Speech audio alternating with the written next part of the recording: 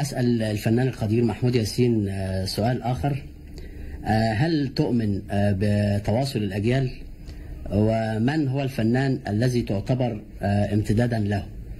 ومن هو الفنان الشاب الذي يعتبر أو تعتبره امتدادا لك من الجيل الجديد؟ هو الحقيقة أنا برضو يعني شايف إنه في حاجات للأسف إنها استقرت لدينا كلنا نتيجة إنه اللي إحنا بنقدمه هو السينما اللي استوردناها من بره، مش سينما لها شخصيتها المستقلة للأسف الشديد.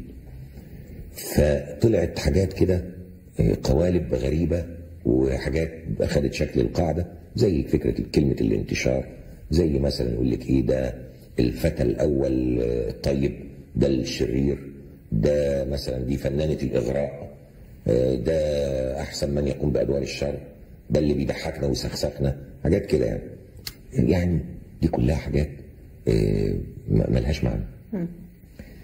حكاية برضو مين امتداد لمين، مش ممكن يبقى في حد. أنا شرفت في وقت من الأوقات برأي بعض الناس بيقولوا إنه أنا امتداد لفنان عظيم راحل، أستاذي أستاذ عماد حمدي الله يرحمه.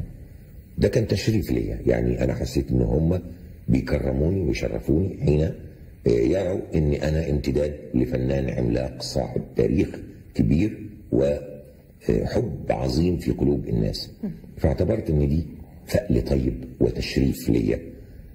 لكن مع الزمن ومع الوقت اقتنعت إنه ما فيش حاجة اسمها حد امتداد حد، إن كل إنسان له خبراته، ثقافته، تربيته، ووعيه بالأشياء. لا يمكن في حد يبقى يعني بيكمل التاني. لكن ولذلك ما اقدرش اقول لك ان في فلان ده امتداد ليا.